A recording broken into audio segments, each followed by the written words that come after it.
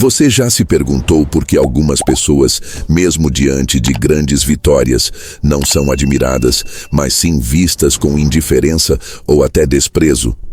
Já percebeu que quando alguém expõe demais o próprio esforço, em vez de respeito, desperta nos outros uma sensação de pena ou até de cansaço? E já refletiu sobre como os maiores líderes, artistas ou estrategistas que a história conhece nunca mostravam suor, mas apenas o brilho final da vitória, como se conquistar fosse algo natural? Essa é a essência maquiavélica da Lei 30. O poder não está apenas em vencer, mas em encenar a vitória como se fosse fácil, inevitável e parte da sua identidade. Mostrar esforço demais é se rebaixar.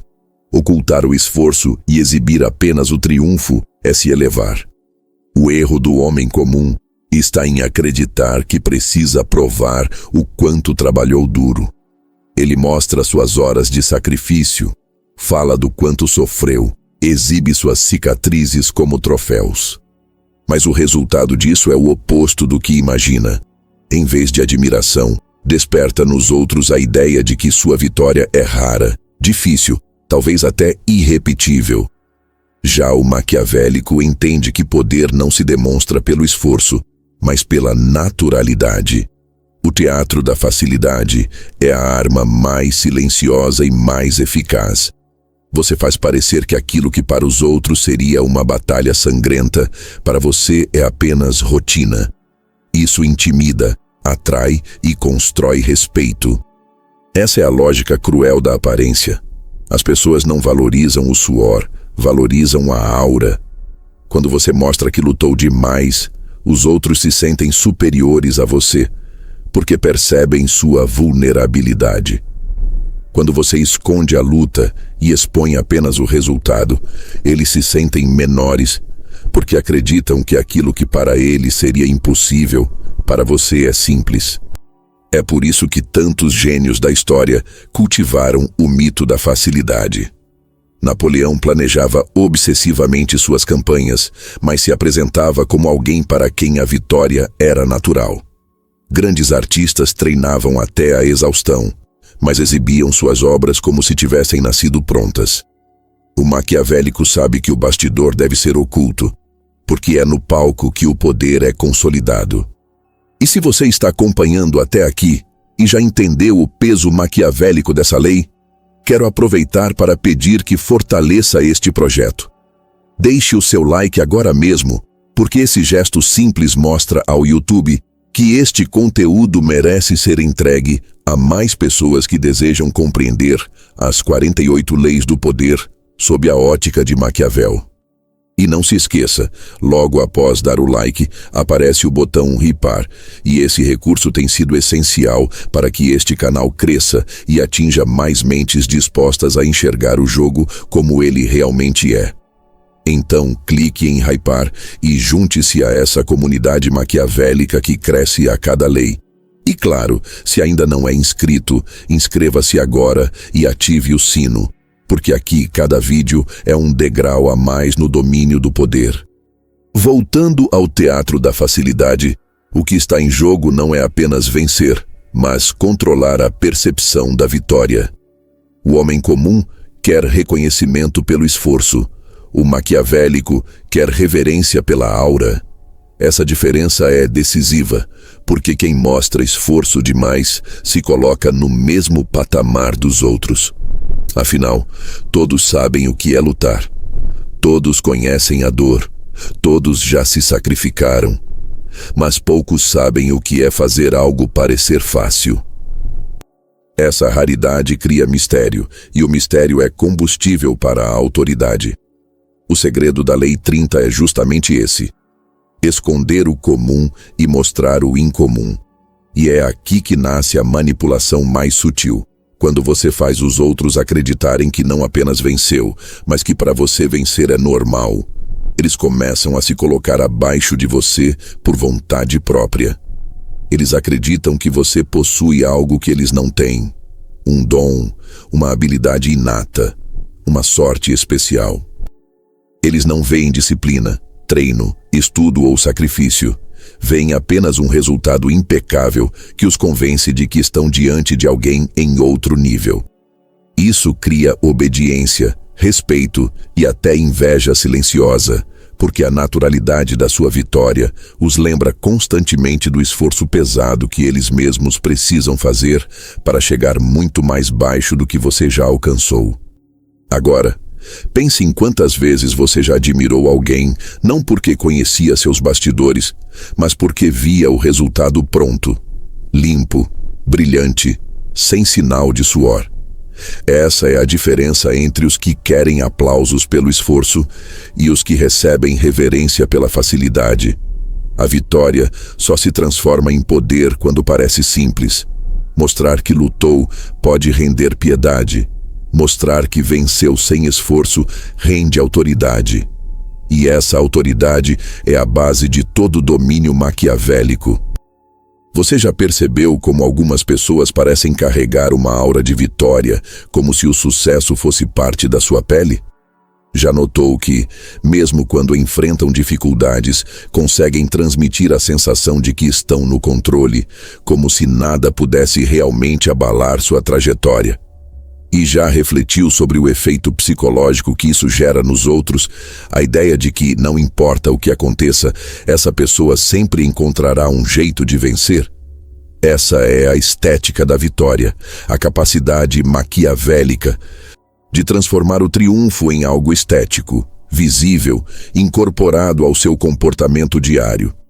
Não se trata apenas de vencer, mas de viver como se vencer fosse seu estado natural. O homem comum encara a vitória como um evento isolado, algo raro, que precisa ser celebrado com exagero.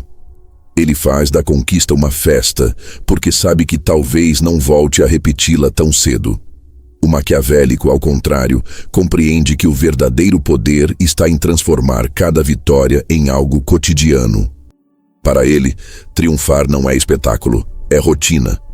E quando o triunfo se torna rotina, o mundo começa a acreditar que essa pessoa nasceu para vencer. Essa crença é devastadora para os adversários e irresistível para os seguidores, porque cria a impressão de que lutar contra você é lutar contra a própria natureza. Mas como se constrói essa estética da vitória? Em primeiro lugar, pela postura. O corpo comunica mais do que palavras. E aquele que age com confiança, que se apresenta com serenidade, que nunca se mostra desesperado, transmite a imagem de que está acostumado a vencer. A pressa denuncia insegurança, a calma sugere domínio. Em segundo lugar, pela narrativa. O maquiavélico nunca fala da dificuldade, apenas do resultado. Ele conta suas vitórias como se fossem consequência óbvia de sua trajetória, e não milagres isolados. O discurso não é de sacrifício, é de inevitabilidade. E em terceiro lugar, pelos gestos simbólicos. Pequenas demonstrações de controle, desde como reage a críticas até como celebra conquistas, reforçam a ideia de que triunfar é parte de quem ele é. A estética da vitória também exige moderação na forma de exibir o sucesso. O homem comum, quando vence, exibe demais, porque teme que o mundo esqueça rápido. O maquiavélico exibe menos, porque sabe que sua imagem não precisa de gritos, mas de consistência. Ele entende que o excesso de celebração denuncia insegurança. Já a sobriedade reforça a naturalidade. A vitória para ele não é um show, é apenas mais um passo no caminho que todos já esperavam que ele percorresse. Esse comportamento é ainda mais impactante porque cria contraste. Enquanto os outros vibram por pequenas vitórias, ele age como se grandes conquistas fossem apenas rotina. E aqui está a manipulação mais sutil. Quando você vive com a estética da vitória, os outros começam a projetar em você uma espécie de mito. Eles não acreditam apenas no que você fez, acreditam que você fará sempre. Eles internalizam a ideia de que você é uma constante, uma força inevitável. e passam a tratar você com a deferência reservada aos que parecem inalcançáveis. Esse efeito é mais forte do que qualquer discurso, porque não nasce da lógica, mas da percepção. E no jogo do poder, percepção é realidade. Agora, reflita. Quantas vezes você já viu pessoas comuns conquistarem algo grande e desaparecerem logo depois, porque não conseguiram transformar a vitória em estética, em imagem? E quantas vezes viu outros, talvez nem tão brilhantes, mas que sempre pareciam no topo, simplesmente porque transmitiam uma presença de vencedores? Essa é a lição maquiavélica da Lei 30. Não basta vencer, é preciso parecer que vencer é seu estado natural. Porque quando o mundo acredita nisso, você já venceu antes mesmo de entrar no jogo. Você já se perguntou por que tantas vezes admiramos pessoas não apenas pelo que conquistaram, mas pela sensação de que nasceram diferentes? Já percebeu como o mito do talento inato cria uma distância quase intransponível entre você e os outros, como se houvesse uma barreira natural que ninguém pudesse atravessar? E já refletiu sobre como essa ilusão, mesmo sendo falsa, é uma das armas mais poderosas do poder? Essa é a essência maquiavélica do terceiro aspecto da Lei 30.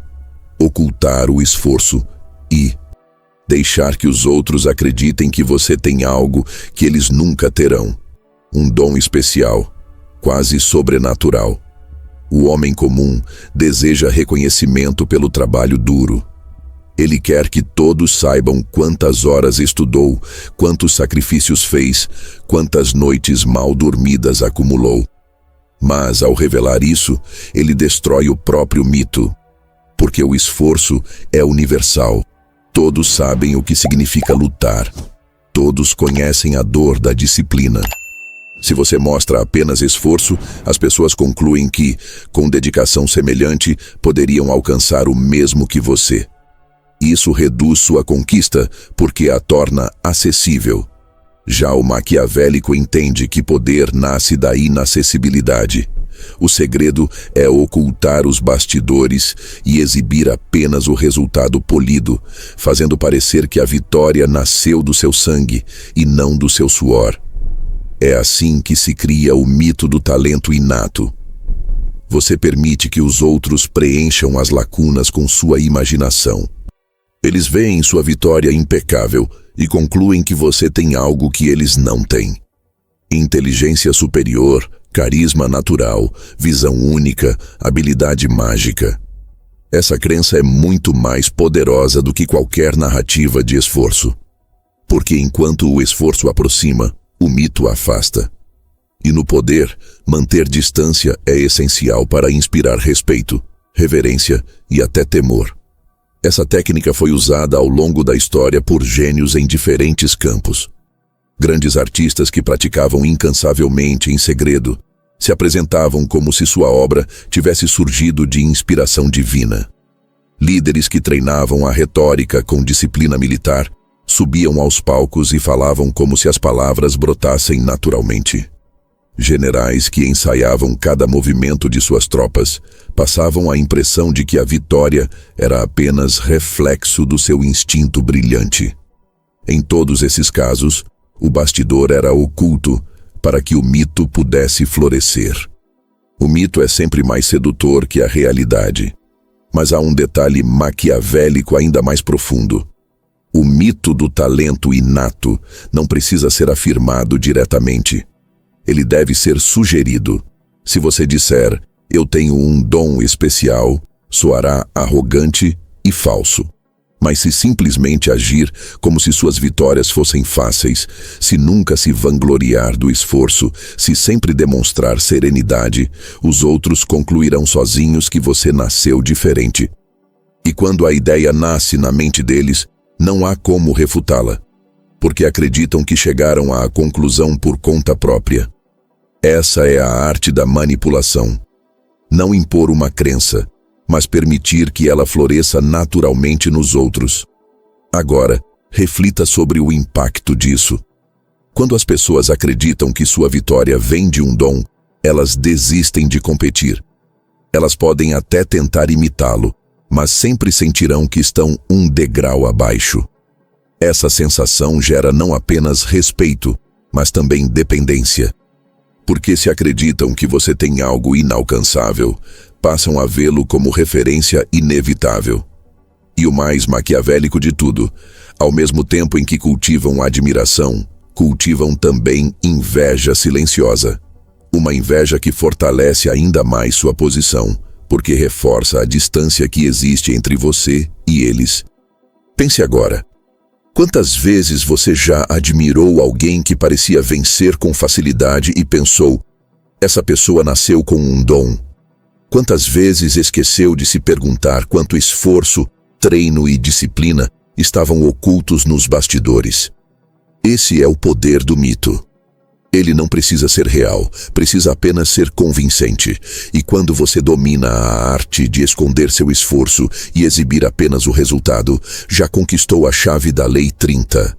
Transformar sua vitória em algo não apenas admirável, mas inatingível. Você já parou para pensar no impacto devastador que uma vitória natural causa nos outros? Já percebeu como, quando alguém luta desesperadamente para alcançar algo e ainda assim mal consegue resultados medianos, sente-se diminuído ao observar outro conquistar o mesmo com aparente facilidade? E já refletiu sobre como essa comparação, que muitas vezes é inconsciente, é uma das armas mais afiadas do poder? A Lei 30 revela uma verdade maquiavélica. Quando você transforma sua vitória em rotina e faz parecer que conquistar é simples, inevitavelmente obriga os outros a se sentirem menores diante da sua naturalidade. O homem comum mede seu próprio valor em comparação com os demais. Ele se conforta acreditando que todos enfrentam as mesmas dificuldades e que o esforço é universal. Mas quando se depara com alguém que vence sem demonstrar suor, sua segurança desmorona. Ele percebe que tudo o que lhe custa sangue e lágrimas, para o outro, é apenas mais um passo. Essa discrepância corrói a autoestima, gera frustração e, paradoxalmente, cria respeito. Porque diante de quem parece não conhecer a luta, o homem comum se sente prisioneiro da sua própria fraqueza. Essa é a manipulação pela comparação. Não é você quem precisa afirmar sua superioridade, são os outros que a concluem, ao medirem suas próprias dores contra sua aparente facilidade. Essa técnica é ainda mais poderosa, porque funciona em silêncio. Você não precisa humilhar ninguém, não precisa declarar sua grandeza, não precisa se vangloriar. Basta mostrar resultados impecáveis, sempre com naturalidade.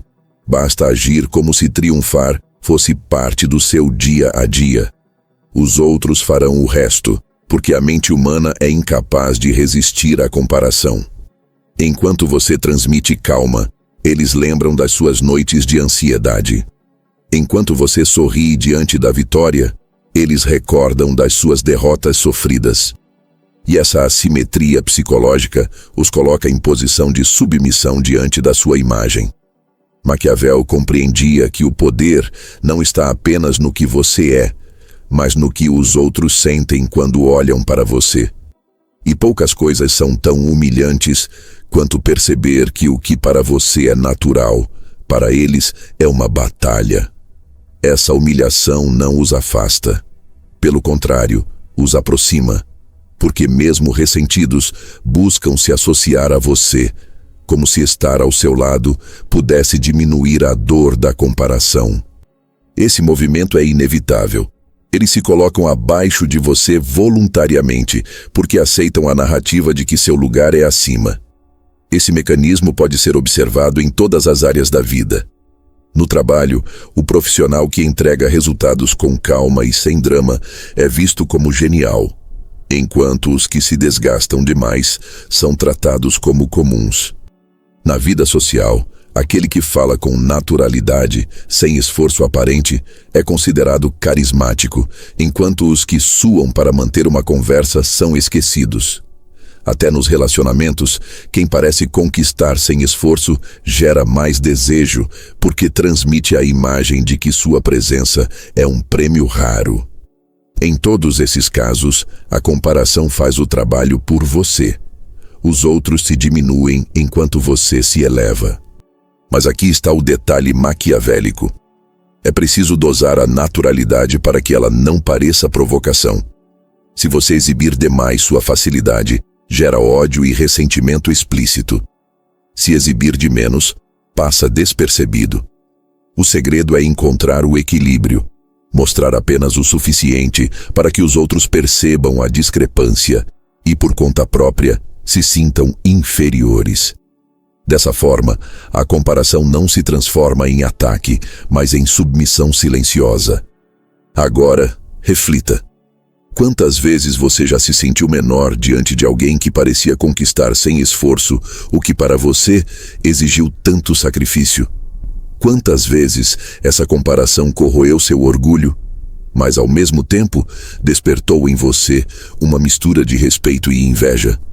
Esse é o poder maquiavélico da Lei 30 em ação. Você não precisa dizer que é superior, basta parecer natural, e o mundo se encarregará de se colocar abaixo de você. Você já se perguntou como transformar essa lei maquiavélica em prática diária? Já percebeu que muitos conhecem a teoria, mas fracassam na execução porque deixam escapar sinais de esforço, ansiedade ou desespero? E já refletiu sobre como seria poderoso se, em cada pequena interação, você conseguisse transmitir a impressão de que o triunfo é parte de quem você é, sem nunca revelar os bastidores do seu suor? Essa é a chave final da Lei 30. Não basta compreender o teatro da facilidade. É preciso aplicá-lo com precisão em cada esfera da vida. No ambiente de trabalho, isso significa nunca demonstrar pressa ou nervosismo, mesmo diante de prazos apertados ou tarefas difíceis. O homem comum mostra tensão, revela as noites mal dormidas, se orgulha do excesso de esforço.